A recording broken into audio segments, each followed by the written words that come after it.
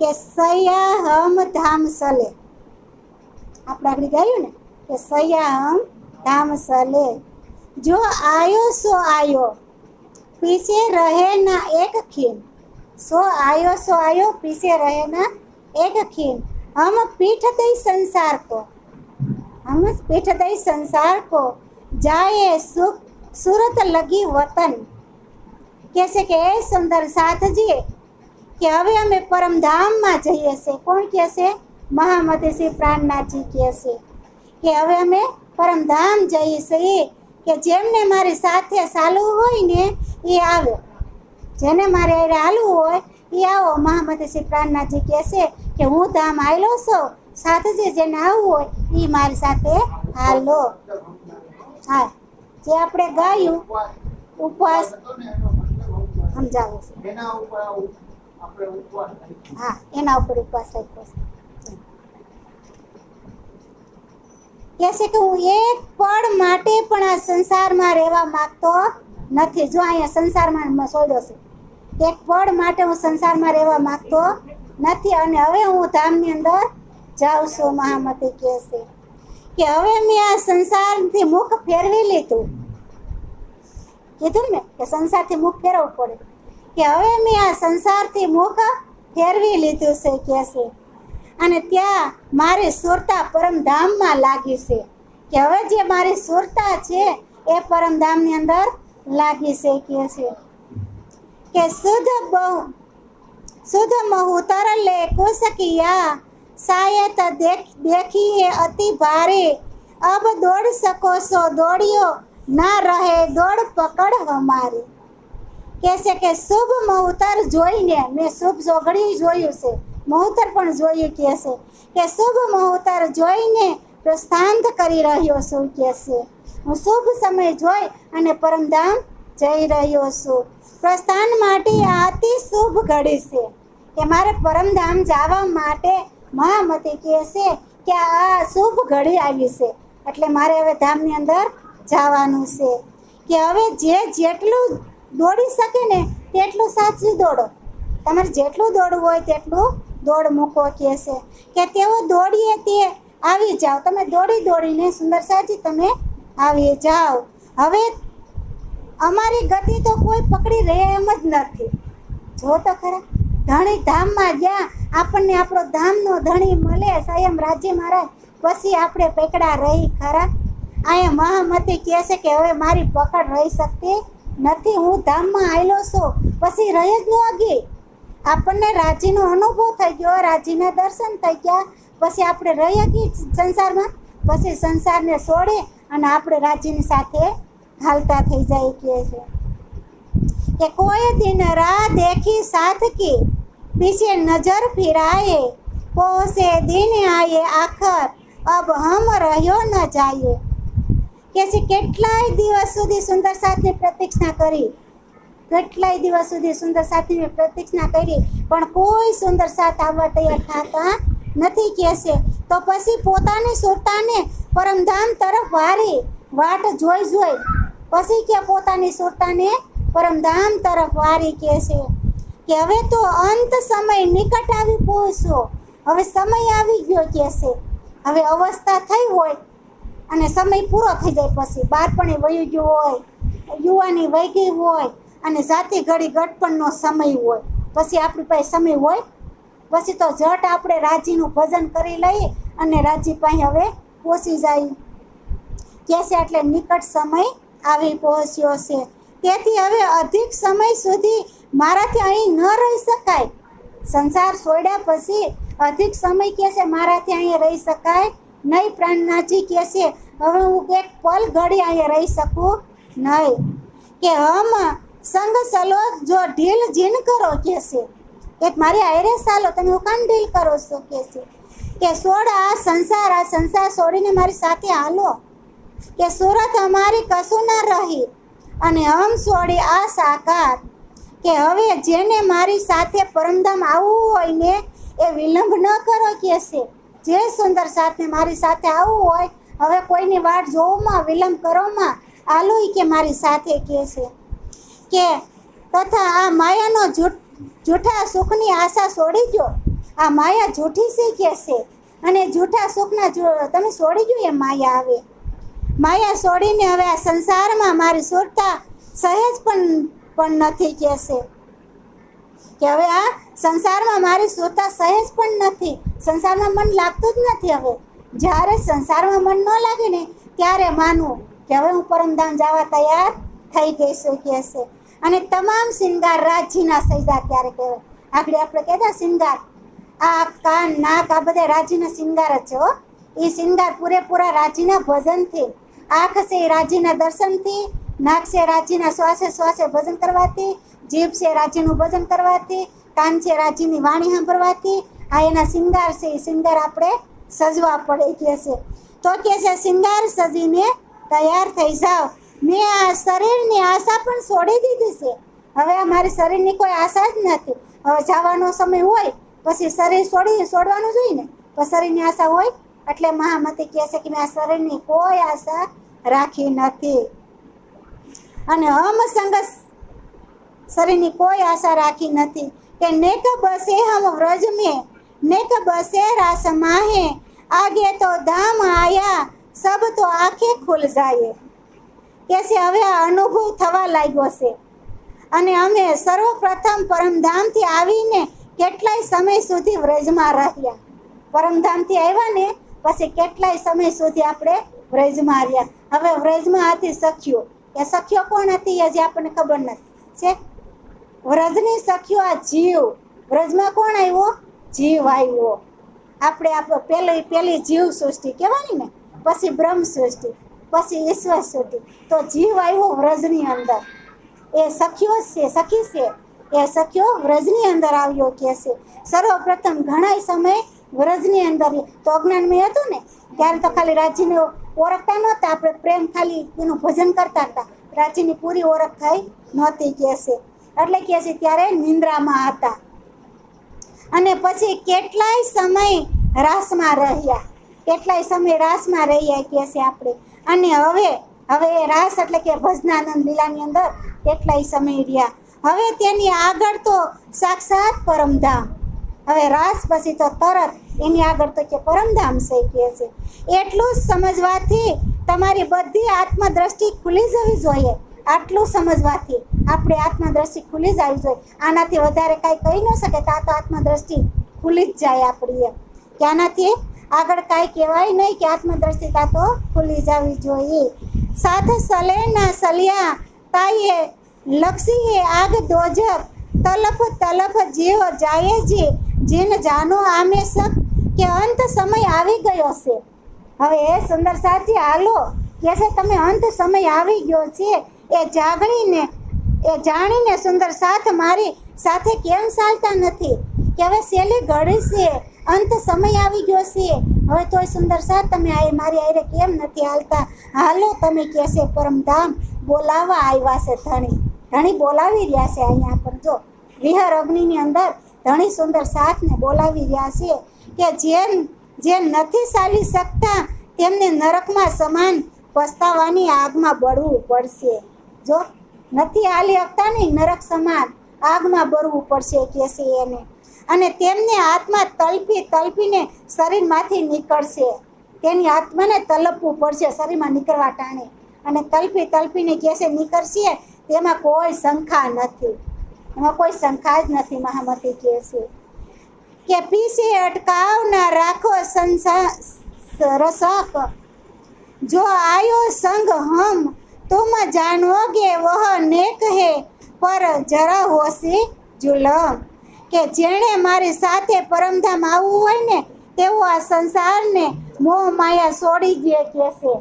જેને આવવું હોય ને એના સંસારે છોડી ગયો અને મોહ માયા છોડી ગયો અને હાલો મારી સાથે કે છે પરમધામ. તમે સમજો કે આ માયાનો મોહ તો અલ્પ છે. તમે સમજી જાજો કે છે સુંદર સાથને કે જ્યાં માયાનો મોહ છે ને એ અલ્પ છે કે છે. પરંતુ જરા સરખું બંધન કષ્ટદાયક પણ બનશે. આગળ કષ્ટદાયક બનશે નહીં. ધણી પાસે જાય ને તો કે છે કષ્ટદાયક આ શરીર. કેટલું શરીરને દુઃખ પડે. સમય આ શરીર ન હાલતું હોય તો શરીરને કેટલું કષ્ટ પડતું હોય. તો કે છે આગળ બહુ કષ્ટ પડશે શરીરને. કે જો ન આયો જો હે જુદા હોइयो ना तो है ओसी बड़ी जलन हम तो सले धाम को तुम રહ્યો માહે કરણ કે જેમને મારી સાથે પરમધામ આવવું હોય ને તેઓ અત્યારથી જુદા પડી જાય. પરમધામ ન આવવું હોય ને એ અત્યારથી જુદા પડી જાય. જેને મારી સાથે પરમધામ ન આવવું હોય એ અત્યારથી ન કહે છે તમે જુદા પડી જાઓ. મારાથી જુદા પડ્યા પછી હું કહે છે જો કે મારાથી જુદા પડ્યા પછી પસ્તાપ રૂપી અગ્નિમાં બળવું પડશે, દાઝવું પડશે. મારાથી જુદા પડશો ને પછી અગ્નિમાં બળવું પડે. એટલે આપણે શ્રી કૃષ્ણ પરમાત્મા શ્રી રાજીથી જુદું પડાય નહીં. જો એનાથી જુદું થાવ ને તો બહુ કષ્ટ પડશે, બહુ કષ્ટ પડશે. કહે છે કે હું તો આ પરમધામ જઈ રહ્યો છું, તમે ભલે પોતાના કર્મ બંધનમાં પડો. વિચાર તો કરો, હું તો પરમધામ જઈ રહ્યો છું. બ્રહ્માત્માઓને કહે છે તમે તમારા કર્મ બંધનની અંદર તમે પીડાજો, પણ હું તો જાઉં છું. હા, કર્મ બંધનને મુક્ત થાવ ને ત્યારે જ આપણને રાજ્યના દર્શન થાય, ત્યારે રાજ્ય પ્રાપ્ત થાય. જ્યાં સુધી આપણે કર્મ બંધનમાં સહી ત્યાં સુધી કાંઈ પ્રાપ્ત થતું નથી. કારણ કે માયા અને બ્રહ્મ બંને હારે રહી શકે નહીં. કે મેં આગ દેવું એ હિત સુખ કો જો આડી કરે જાતે ધામ મેં પિંડ ન દેખો બ્રહ્માંડ મેરે હૃદય બસે શ્યામા શ્યામ. કે પરમધામ જતા તો સુખ મને અડસડો ઊભી કરે છે. કે પરમધામ જતા તો આ બધા સુખ હોય અડસડ કરે ને આડા આવે કે અડસડ કરે છે. હું તેને સુખોને પ્રિયતમ ધણીના વિહરને આગમાં બાળી દઉં. કે છે તમામ સુખોને, સંસારના જે સુખો છે એ સુખોને હું બાળીને ધણીજીના વિહરની અંદર આગમાં કે છે હું બાળી દઉં. હવે મને આ જૂઠું શરીર કે જૂઠા બ્રહ્માંડ તરફ જોવું જ નથી. હવે જે જૂઠું શરીર છે અને જૂઠા જે બ્રહ્માંડની રચના થઈ છે એ બ્રહ્માંડ તરફ જોવું નથી. કારણ કે મારા હૃદયમાં તો હવે શ્યામા શ્યામ વસી ગયા છે. આ હૃદયમાં જ્યારે શ્યામા શ્યામ રાધશ્યામાજી રાધા કૃષ્ણજી જ્યારે વસી જાય ત્યારે કાંઈ વસ્તુની જરૂર પડતી નથી. તો પછી તો શ્યામા શ્યામ શ્યામા શ્યામ શ્યામા શ્યામ શ્યામા શ્યામ પછી કાંઈ વસ્તુની જરૂર નહીં પડે. કે છે કે કિતાબ કરી એ સાથ કારણ જો ભી એ ગાયે જગાવન એ સુન કે જો ના દોડિયા જીમી તાંબા ઓસી તીન. કે સુંદર સાથને જાગૃત કરવા માટે મેં કેટલા ગ્રંથો લખ્યા. કહે છે કે સુંદર સાથને જાગૃત કરવા માટે મેં 14 ગ્રંથો લખ્યા. આપણે આજે આ વાણી કિરણતરની ગાઈ રહ્યા છે ને, ગાઈએ ને એ કિરણતર 14 ગ્રંથો લખ્યા. આપણે આરતી કહી છે ને 14 ગ્રંથ રાસઈ શરણ પ્રકાશ પિંડોરિયા. કે તો એ 14 ગ્રંથ મેં તૈયાર કર્યા અને સુંદર સાથને જગાડવા માટે જ મેં આ ગ્રંથોનું ગાન કર્યું. આ સુંદર સાથને કારણ કે પોતે તો જાગૃત જ હોય ને, આ તો બ્રહ્મજ્ઞાને જગાડવું હતું. કે છે મારા સુંદર સાથને જાગૃત કરવા માટે કે છે મેં આ ગ્રંથોનું ગાન કર્યું. પરંતુ આ વસનો સાંભળીને પણ પરમધામ તરફ નહીં આવે તો તેમને માઢતા ભૂમિ તપેલા તવા જેવી દાહક પૂરવાન થશે. કે છે કે જે આ વસન સાંભળીને પરમધામ નહીં આવે ને એને તો આ જમીન જે તપેલો તવો એટલે કે જે તપેલું આપણે તાવડી કહી કે જે કહીએ તપેલા કહી, જે તપેલો તવો હોય એના જેવી આ જિંદગી હા એવી થઈ જાય. કે એક દાહકપૂર્વક થશે, એટલું દાજકપૂર્વક આપણને લાગશે. કે લોભે લીએ લજાયા લીએ કે લીએ હે અહંકાર યો સલે પીછે કે પટકે જો કહેતે હમ સિરદાર. કે છે સુંદર સાથમાંથી જે કોઈ શ્રેષ્ઠ માને છે તેમાંથી પણ કેટલાય લોભને કારણે, કેટલાય લજાને કારણે અને કેટલાય પોતાના મીઠા જ્ઞાનને કારણે તો અભિમાનને કારણે સંસારી કપટની ઠગાઈ છે.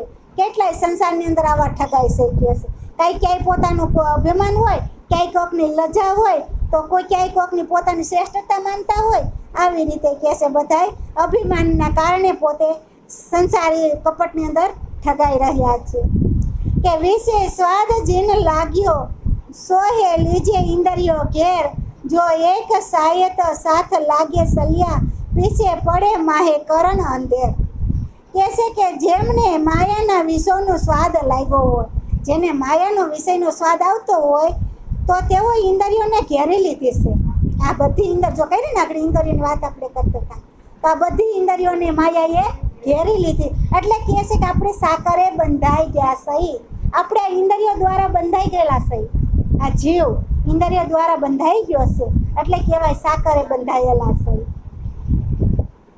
તો એવા જે લોકો હે તલવાર માટે સુંદર સાથે આગળ ચાલ્યા દેખાય છે કે એવા ઇન્દ્રિયોથી ઘેરાઈ ગયેલા હોય એવા સુંદર સાથી પાછા આગળ હાલતા હોય છે. એવા સુંદર સાથ પણ પછી આગળ ચાલતા દેખાય છે, પરંતુ પછી આજ્ઞાના અંધકારમાં પડી ગયા. ચાલ્યા તો ખરા આગળ, પણ પાછા આજ્ઞાની અંદર બધા પડી ગયા કે સુંદર સાથ. ત્યાં તો ધણીજી પાસે તો બધા સુંદર સાથ આવતા હતા, સત્સંગ સાંભળવાનું બધું કાર્ય કરવા જાગૃત થયા એટલા થયા, બાકી તો પાછળ રહી ગયા, નહીં જઈ ગયા. એટલે બધા ઘર ભેગા પાછા માયામાં પડી ગયા. એટલે કહે છે બધા પાછા માયામાં પડી ગયા.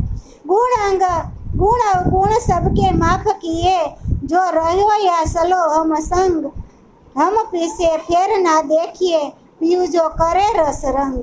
કે જે સુંદર સાથ મારી સાથે ધામ આવશે અથવા સંસારમાં જ રહેશે એ બધાના પુણ્ય પાપને માફ કરી દીધા છે. કે જે સુંદર સાથ ભલે ધામમાં આવે કે ભલે સંસારમાં રહ્યો, એને જે કરવું એ કરે, પણ મેં એના જે પુણ્ય અને પાપ હતા ને એ બધા પ્રાણનાજી કે મેં માફ કરી દીધા છે. તને કહે છે કે આ સંસારિક માયા તરફ દ્રષ્ટિ પણ નહીં કરું.